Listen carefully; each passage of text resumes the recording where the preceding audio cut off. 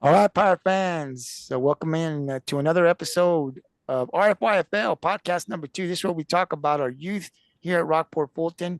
They've got one game under the belt. This past Saturday was week one. As a group, we went 2-2, and we'll talk about that here in a bit with our league president here that's joining us every Wednesday, Mr. Steve Cantu. Steve, how you doing?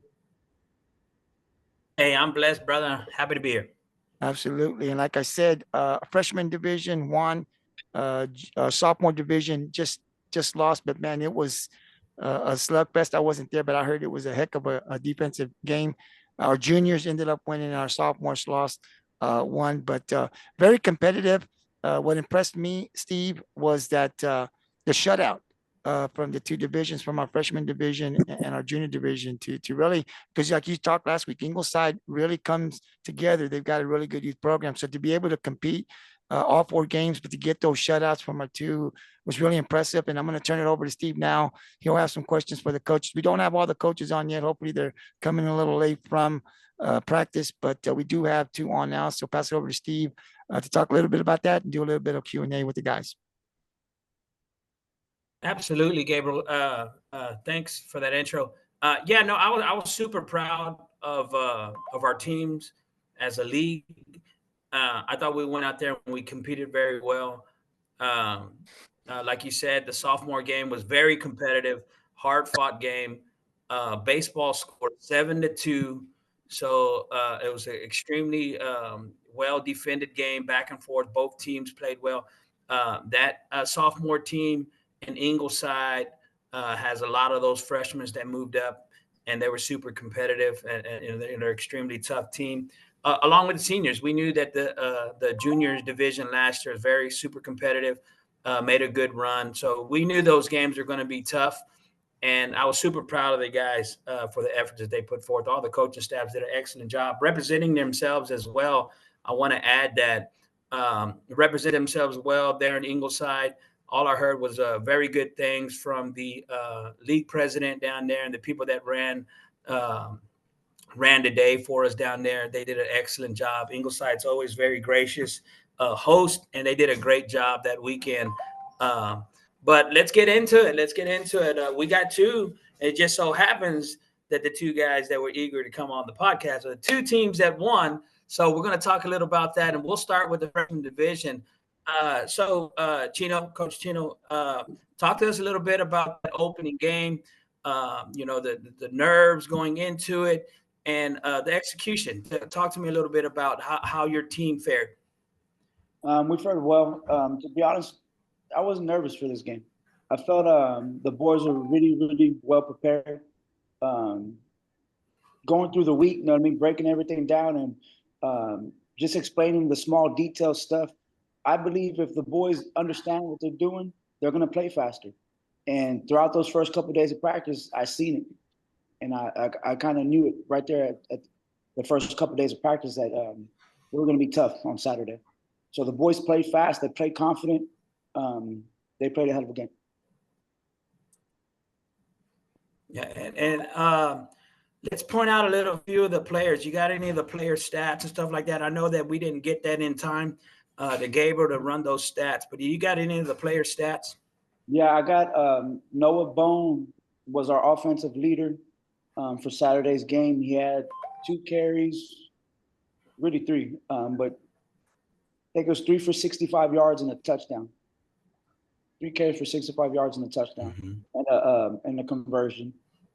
Kane Cantu led the defense in tackles. He had 5 tackles. 2 of them were tackle for losses, a fumble recovery, and then another standout guy that and really impressed me after, especially after watching our film, was Bryson Rodriguez. Bryson Rodriguez was a freaking madman out there on the offensive, both on both sides of the ball, but really on the offensive side of the ball. He was pancaking kids left and right, and he's not the biggest guy by any means, but his heart is super big, and he plays like he's 10 foot tall, and it's really fun watching that kid play.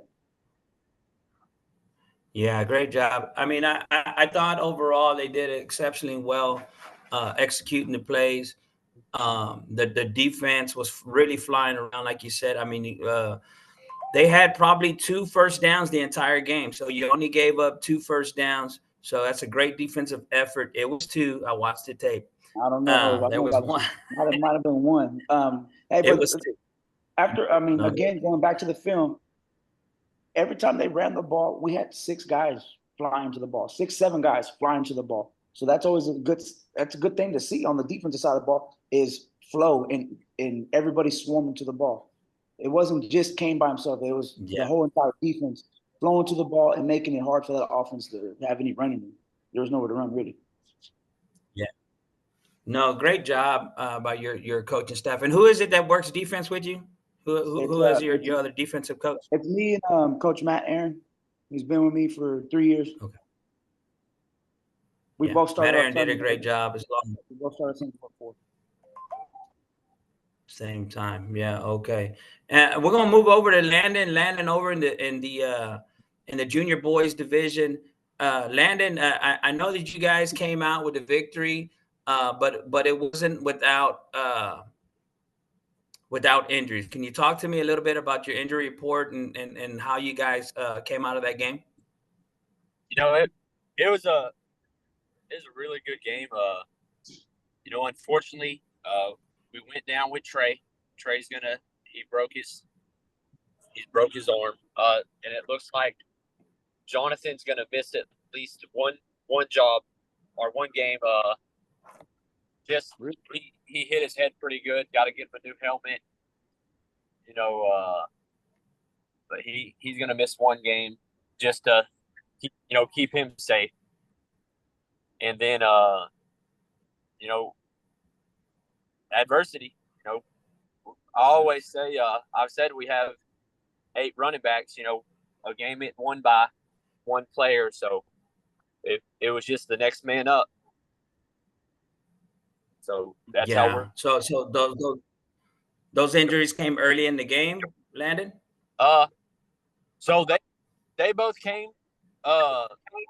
Trey's right before halftime. Jonathan was a little closer to the end. He was just blocking and tripped going backwards, and just happened to hit his head on the ground. Just a couple of freak things. Trey was just how he holds the ball. The player just happened to land on top of him. You know, it just a couple accidents out there, but you know, even with him going down at halftime, you know, we continue running the ball well. We have quite a few back, so we'll hold on until they get back in a couple weeks. Yeah, I mean, it's unfortunate, you know, but injuries are part of the game. It happens, and like you said, it's next man up mentality. And I'm glad that you got a stable of guys that could step up into that role. And that leads me into the next question. So, I mean, you guys, the final score was it 18-0, 19-0? 19-0. Landon? Yes, sir. 19-0. So yeah, 19-0. Okay. So talk to me about a few of the standouts, offensive standouts, and then we'll get into the defensive side. So who led your team, the offensive stats? So, you know, Dominic started it off. That I told him I wanted the ball first. The other team, they did rock, paper, scissors. The other team got it. And he kind of looked at us, and we said we wanted the ball first. We were going to set the tone. And Dominic picked up the ball the very first kick, ran it back. Awesome. So I told him, I was like, there's the tone for the game. Then walked back in. We did one play whenever we got the ball back. We did one play, boom. Got 10 or 15 yards, then turned around and pitched it, and Trey took off for the other touchdown. So it was pretty quick, but it balanced out. I mean, he ran one. Dom kicked off a big run down the field, and then when we turned it back around, Raylan, the quarterback, he went ahead and pulled it and took it in. So we were pretty balanced. through it all. We had Yeah. Well, that's good. Go ahead. 5 different backs running in, so That's a good job. I mean, yeah, you got to spread it around, keep the teams off balance. You guys did an excellent job. I mean, you guys pitched a shutout. So let's talk a little bit about your defensive standout, defensive studs. What you got for me? So I got to start it with Tripp. I think Tripp had about 10 tackles in the backfield. Oh yeah. The team, they just tried the middle. Our ends turned it into the middle, and Talon, I think, and Jeremiah, our 2 inside linebackers, made those poor boys have a horrible day in the backfield. So we're fast. Teams want to run outside, and we're just fast. Yeah. Well, I mean, you pitched a shutout. It's a great effort by your boys. The next challenge is going to be replacing those guys, Dom and Trey, right? I mean, I'm sorry. Jonathan Garcia is going to be out for that one game. So, I mean, it's, luckily, what I'm saying, you got a lot of horses in the stable, next man up, and you guys. This coming week, we got Victoria's coming to town. It's going to be Rockport's first home game here in Rockport. I'm just going to get this little thing out of the way for the RFYFL. So, we're hosting this Saturday. Game start at 10 o'clock. Freshmen hit the field at 10 o'clock, followed by the sophomores at 11. Juniors play around 11:30, and then the seniors come in right at 1 o'clock or so. But I also wanted to mention we're going to have a food trailer out there.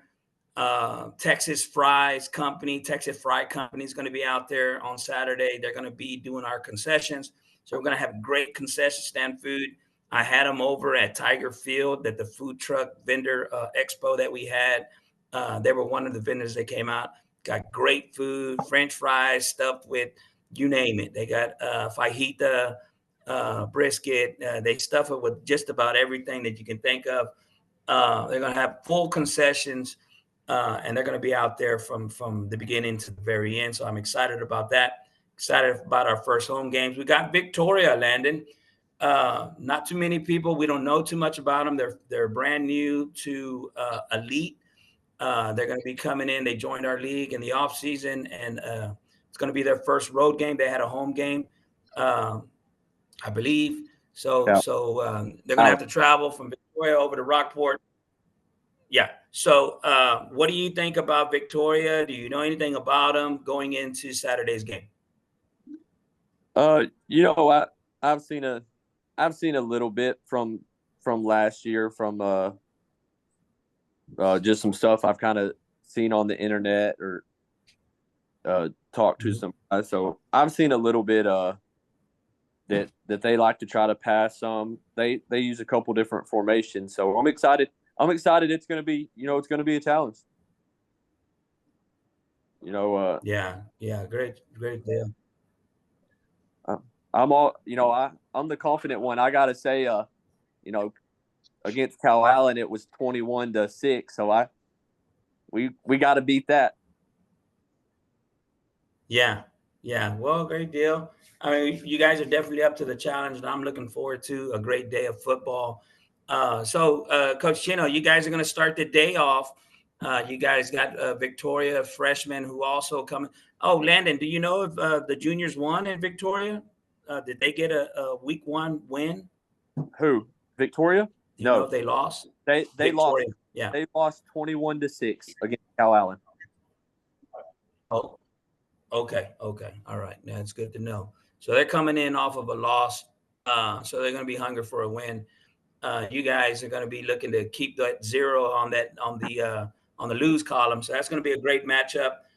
Coach Chino, so I understand that the Victoria team, the freshman team, they won their opener.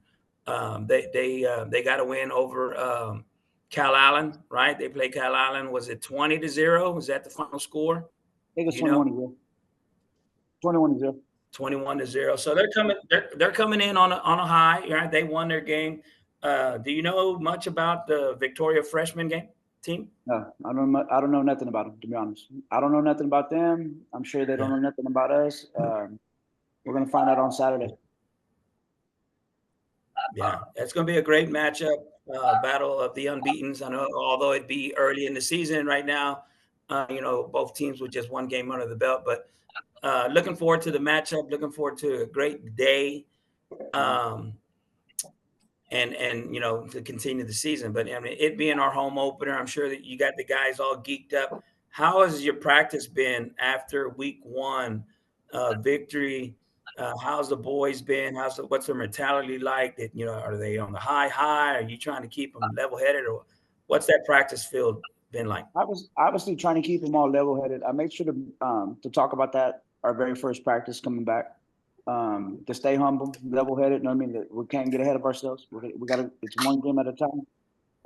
But the boys have not slowed down one bit at practice. You know what I mean? It's honestly, I've been having to start to get after them about, hey, we got to lighten it up just a little bit. You know what I mean? Don't try to rip each other's heads off out there. But the boys are super aggressive, man, and it shows on the field. You know what I mean? When we're on the field, if we're on offense, there's a big old wave of our boys pushing down the other team.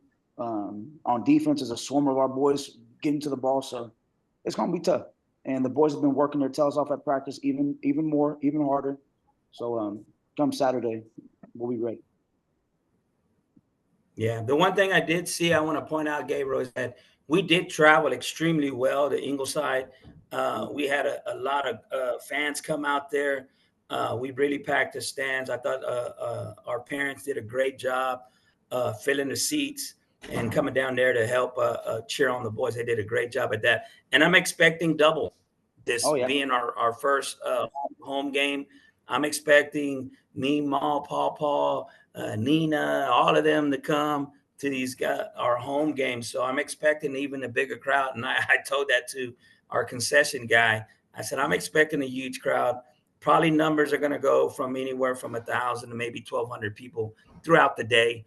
I'm expecting that. So, you guys come on out, all you guys, all you Pirate fans, youth football fans, or just fans in general of the game. You guys come out.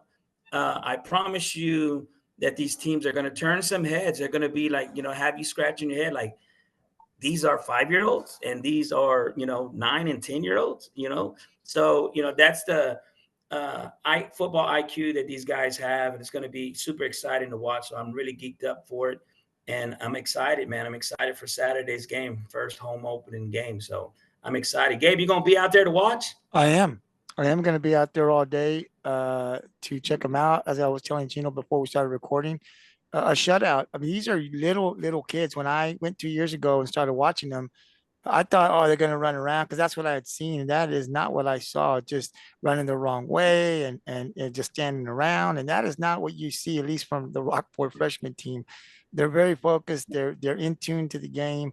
And that's a credit to the coaches, the head coach, the assistant coaches, but also the practices. It tells me as a fan what they're doing in practice, because whatever you see on the field on Saturday is what they're doing in practice. And so kudos to you guys for that group in particular that's that young and wanting to get out there. And then when you see them run, like they know how to turn to the outside and go. It's not your average 5-6-year-old, whatever their ages are. It's really fun to see.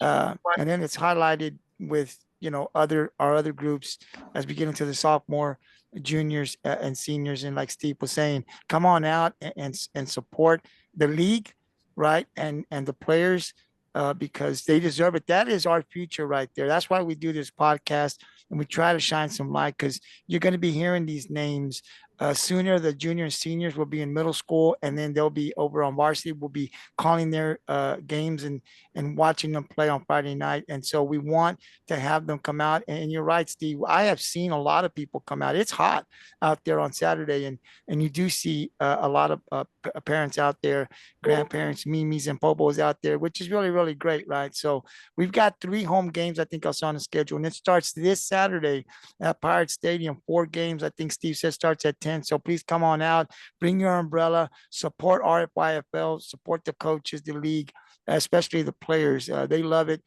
So I'm definitely going to be out there for sure for all 4 games this Saturday. All of the home games I will be there. And guys, we couldn't get Ron Leyva or Scott. Not sure what's going on. I know they have so many things going on, but Ron did send me the stats for his team, Steve, and I'd like to be able to share what he said. They took the loss 7-2. I wasn't there, but talking to Gino and here and Steve, it was a heck of a game. Ron said it was going to be. Unfortunately, our boys ended up just a little short on the scoreboard, but not to take away from both sides, right? It was a heck of a game. The people that were there told me it was great. Stats for our RF Pirates sophomore division. Bino Leyva had 5 tackles. Jet Garcia, 80 yards. Total 6 tackles. Camden Solis, 74 yards, 7 tackles. Xavier Moreno, 9 tackles, 9 forced fumbles. I don't know if that was just him or in total. But that is what he sent me, which I think, is great. Because, Steve, like I was saying earlier before we started recording, the 2 teams that won for Rockport got shutouts, which is very impressive to do that to an Ingleside team that's really to put together well out there, their league and their coaches.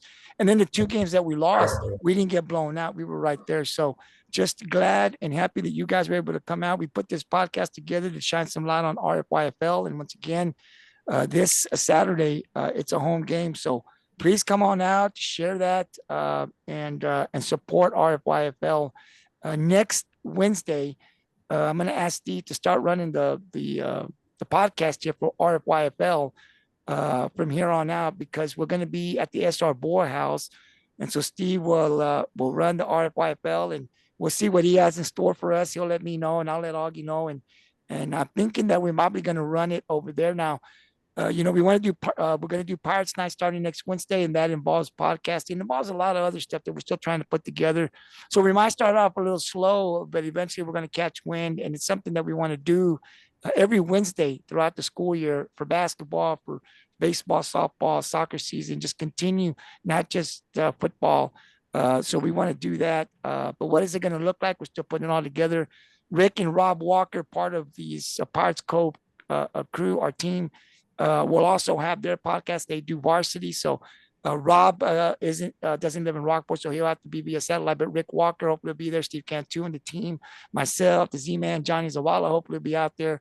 So there's a lot of things that we're going to be able to do. So come on out. Just don't sit at home and watch the podcast. Come on out to the SR Bohr House every Wednesday, Pirates Night. Wear your gear, your caps, your shirts. And we've got a lot of things planned in terms of podcasting. I'm looking to get back into the DJing. Steve, I hadn't done that in a couple of years, but I want to get out there, play some music, hype up the people, get the microphone. I may suck a little bit, guys, because I hadn't done it in a while. And it's been, I've been talking on the mic, but the music wise, but I've been trying to catch when I can, get my library, my file together. But there's going to be music out there. You can eat great food out there. And look, the main thing is we get to talk YFL, we get to talk varsity, we get to talk freshman, middle school, whatever, football, volleyball, whatever you want to talk about. If you want to say something about when you played, I'm good with that. But it's just about getting together and making more memories here. Get the community involved, get the businesses involved, hype it all up. And Steve, who knows, maybe we'll bring that to the bone back. But definitely this Saturday for RFYFL. Come on out Saturday, man. Support our young athletes are doing a heck of a job right now. After week 1, we are 2-2. We're 2-2, 2 wins, 2 losses in the league. So we're hoping to go 4-0 against what seems to me, Steve, a Victoria team that looks like they're going to be pretty darn good. Yep. They're going to be good. I think all the way across the board, Victoria. What I do know is that the junior division did win the championship last year in the league that they played for. I did find that out. But I'm sure that a lot of their boys moved up and now in the seniors. But from what I know, from what I've seen, the organization is really nice, really well put together. They recently split. We got one half of the guys playing in our league, and then the other half playing there in Victoria still. But kids are still going to be competitive, so it's going to be a fun day full of football front. getting back to next Wednesday, I'm excited about that. I will be there live for sure. I'm hoping that the coaches come out. If not, we can do it just like this via satellite. I'm excited about that too. And I'm going to throw one more thing out there to the Pirate fans, because I want the community experience to get involved and to watch this. I'm going to offer to the first person that walks up to me a free meal.